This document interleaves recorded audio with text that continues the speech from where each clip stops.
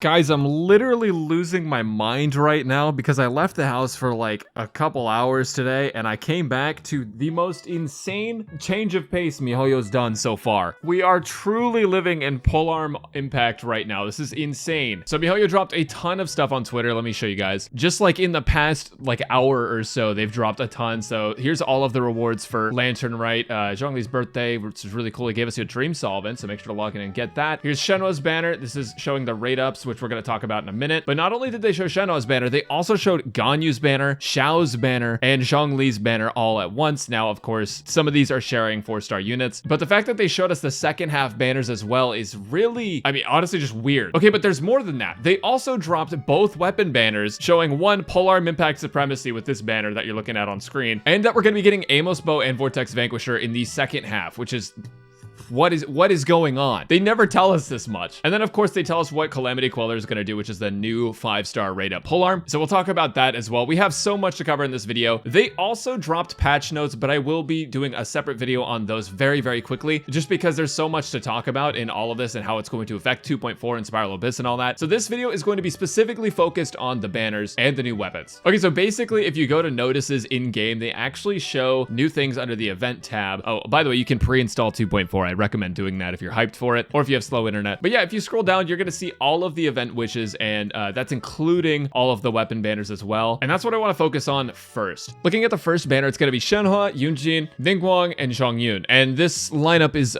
I mean, honestly, a little weird to me. I'm glad Ningguang's getting a rate up because she honestly doesn't appear on a lot of banners. And obviously, Yunjin is very, very new, so I'm excited to be able to pull for her. That being said, Zhongyun isn't super popular. We may see that change with Shenhua, but only time will tell. Overall, though, these rate ups are definitely interesting. It doesn't seem like they're going for the support route anymore for sure, especially because there's 2 banners to look at per patch. They can kind of just pick whoever they want now, and you could argue they're a good support for the 5-star, but all in all, it does seem like they now have the choice to just throw whoever they want on a banner, and it will make sense in some way, shape, or form. Now, Ningguang being on both of these banners doesn't really make any sense, but again, I'm glad she's got a rate up. So let's just talk about Shenhua and Xiao's banner for now, and then we'll talk about Zhongli Ganyu. The first banner does bring you a lot of value with the new character. Yunjin is going to be awesome for normal attack users, and to be honest, you can build a lot of characters to use normal attacks. Now, they're not always going to be the most optimal or be able to clear Abyss consistently. However, there is an Abyss change next patch that's going to buff normal attacks, so it does mean you can probably build normal attack Xiao, normal attack Hu Tao, and it's going to actually do fairly well, but only for this Abyss cycle. It's not going to always be that way. But Shenhua is a cryo support, and Zhongyun may see more play now with Shenhua, just because the idea of infusing Shenhua with cryo and using her as a DPS is appealing, because then you get to see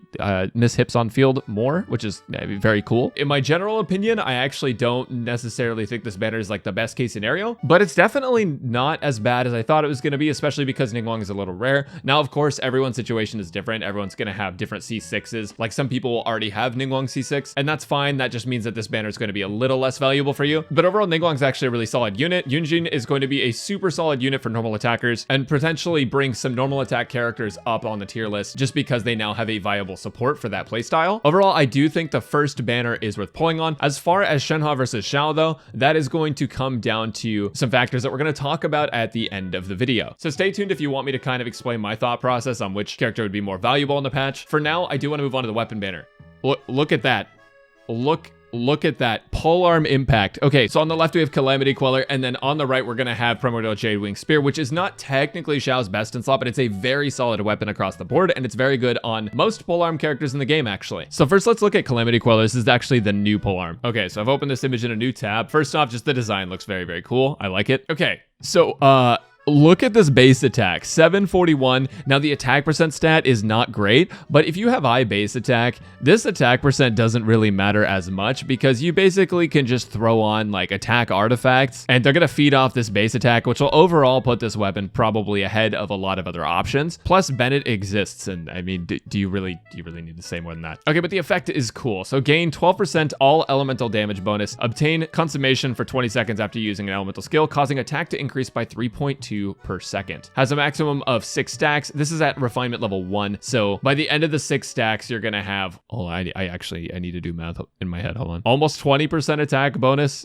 I I think. When the character equipped with this weapon is not on the field, consummation attack increase is doubled, making this an insane weapon for off-field support characters, especially someone like, you could even use this on like Rosaria. Rosaria would see so much benefit from this. And then down here, it's going to show the ascension materials for this. So these are what you're looking for: Sisson Mages and Whopper Flower Nectar, and then these iron balls, these things you see at track meets and stuff. But yeah, Calamity Queller actually looking like a really solid weapon. Now, I want to actually talk about this in comparison to Jadewing Spear, and then we'll talk about the 4-stars. So Jadewing Spear, as I mentioned before, already has crit rate on it, and it actually increases your attack passively. Both of these weapons could work on both characters. Calamity Queller has a low attack percent stat, but if you're able to build crit on someone like Xiao with just substats, Calamity Queller actually is not a bad weapon choice. Primordial Jadewing Spear could also work on Shenhua. She doesn't really want the crit rate stat as much because you do want to focus on building her attack as high as possible. That being said, she could probably do decent damage, and it wouldn't hurt to have the crit rate. Basically, my point is both of these spears are very, very good. As far as the 4-star weapons, we have a Lithic Spear, the Flute, Favonius Greatsword, the Widsith, and Favonius Warbow. Now, I'll tell you, Favonius Warbow is actually very, very good.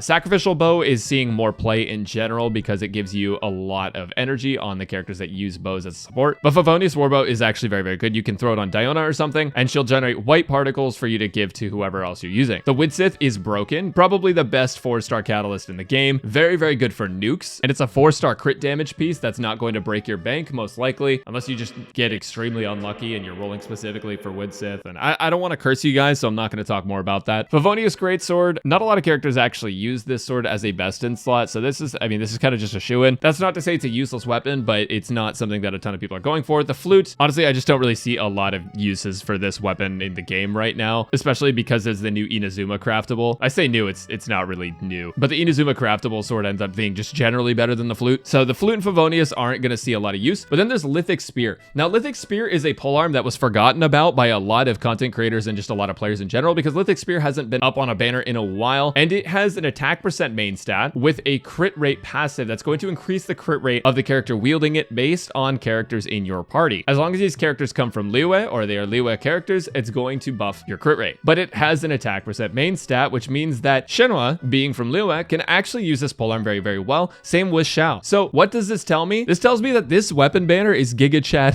This weapon banner is insane. Like, these two rate ups are both good. Worst case scenario, as long as you get a rate up weapon, you are winning. This is awesome. It's no Staff of Homa, but the weapons are very, very good. Meanwhile, Lithic Spear, in a worst case scenario where you don't even get a 5-star, Lithic Spear is very solid as well, and its refinements are also very powerful. It's good for Shenhua, and it's good on Xiao, and it's good on a lot of polearm characters in the game. Now, to be fair, Primordial Jadewing Spear is a normal weapon. You can get it on the standard banner, but that's also standard for weapon banners in general, and overall, it's still very good, no matter what. The first half banners are actually looking very, very good as far as 4-stars for characters, and 4-stars and 5-stars for the weapon banner. Okay, moving on to Zhongli, Ganyu, and Amos Bow Vortex Vanquisher banner. Okay, so here's what you need to know about these banners. Zhongli's banner is going to have Xingqiu, Beidou, and Yanfei. Yanfei, even though she doesn't see a lot of play in Spiral Abyss, she is a fan favorite for sure. Beidou is a very solid unit that unfortunately doesn't have a lot of top teams to fit into, but overall you can kind of show her in for a lot of teams, and as long as she has battery, she's going to deal a ton of damage and be very valuable. Xingqiu is just a Giga Chad S tier unit that you need for basically all pyro DPS. And getting his constellations up, as well as Beidou's and Yanfei's, I mean, all of them actually have very solid constellations. So these characters being on highly sought after characters like Zhongli and Ganyu is really good. Now, Yanfei isn't a top DPS unit, but she is very, very good. And I don't want you guys to get the wrong idea. Yanfei can output some seriously good damage, and her range is very far. She feels less clunky to play than Klee. She is a catalyst, so you do have that to deal with if you don't like catalyst units. But overall, she feels pretty good to play, and you have a consistent Vaporize combo with her. Yanfei and Xingqiu go very well together. You can also even show in Beidou in that team, and it's still gonna be really good. Like, honestly, if you wanted to, you could probably make something out of these 4 characters. You could make a team out of these 4, and while it's not gonna be a top meta team, it's still gonna be solid because these units are all good individually and they're all good together. So these 4-star units are Giga Chad, and then of course Ganyu is very, very good. I don't really think that these 4-stars complement Ganyu specifically, but they're just good 4-stars to have. So I don't really think they need to complement Ganyu. I think you're gonna get a lot of value no matter what getting any of these 4-stars. But for the Wish, this one is a little disappointing disappointing for me because Vortex Vanquisher isn't actually a best in slot option for Zhongli. I mean, it's definitely good, but the best in slot is going to be Staff of Homa very clearly because it gives you HP and crit damage, and it's just a broken weapon. Now, Vortex Vanquisher, like, again, it's not bad, but you have other options that are also very, very good. Meanwhile, Amos Bow is also on the standard banner, as we were talking about for Jadewing Spear. Amos Bow is actually a really solid bow in general. It's a good stat stick. It gives you a lot of attack bonus, and its passive increases your damage the longer an arrow is in flight. So that's actually really good. It's Ganyu's best in slot. However, overall, I don't really think that these 5 stars are like the best pairing we could have. Specifically, Vortex Vanquisher makes me think this is less worth rolling on, because even though Vortex Vanquisher is a limited rate up, if this was Staff of Homa, this would be a significantly better banner. That being said, let's look at the 4 stars because I don't want to make any decisions beforehand. Lithic Blade, Favonius Sword, Dragon's Bane, Favonius Codex, and Sacrificial Bow. So Sacrificial Bow, actually highly sought after weapon, used on a lot of support bow characters. It's a very good weapon, especially on like Diona. Yeah, Sacrificial Bow is very, very good. Favonius Codex is good on Sucrose. I haven't found a lot of use for it other than getting uptime on Mona. That's also okay, but I think generally speaking, Mona wants something like Woodsith if you're trying to nuke. Honestly, there's a lot of ways you could go with Favonius Codex. I don't necessarily think it's like a best option for anyone, but it's still pretty good, especially if you're a free-to-play player and you don't have a lot of options for catalysts. Meanwhile, Dragon's Bane is actually very, very good on a lot of pyro units. There are now 3 pyro polearms in the game, and this is probably one of the best options on 2 of them. So Hu Tao and Xiangling are going to use this weapon very, very well, and we'll see more synergies for Dragon's Bane in the future. It has an elemental mastery main stat, and overall it's pretty good. Favonius Sword. I don't like Favonius Sword. Haven't really run into a sword character that needs Favonius very much. And Lithic Blade, the Claymore. Lithic Blade, I don't really think gets much play in general. Sorry, I had to open this up because I had to remind myself. It basically has the same effect as Lithic Spear. The character who equips this weapon gets 7% attack increase and 3% crit rate increase. It's based on how many characters you have from Lua. For a free-to-play accessible weapon, like if you're a free-to-play player and you saved up some weapon banner rolls, this actually isn't a bad option for you just because it gives you crit rate, and there are not a lot of Claymores in the game that are crit weapons. So overall, Lithic Blade actually isn't too bad. It doesn't see a lot of play, but that doesn't make it a bad weapon. It's just that Serpent Spine is like so broken that if you have that option, most people are gonna go with Serpent Spine. But overall, it's not too bad. This weapon banner, in my opinion, super amazing, but it's not really the worst thing to pull on either. We've definitely seen worse banners, and the 4 stars are very, very good. So if you don't have these R5, it actually seems like an okay deal, especially if you don't have any 5-star polearms. If you don't have any of them, then this Vortex Vanquisher is not gonna hurt you. It's not the best weapon in the world, but it's also not the worst. Amos Bow, very, very solid on Ganyu, and very, very solid stat stick on most characters that use a bow. And as far as the character banners for the second half, they're Giga Chad. Dude, these 4 stars are amazing. Yanfei would be the odd one out if I had to pick one character that was not worth rolling on this for, but all Constellation for Xingqiu and Beidou are very, very good. Yanfei is just, yeah, I don't know, she's just fan favorite. Just cool.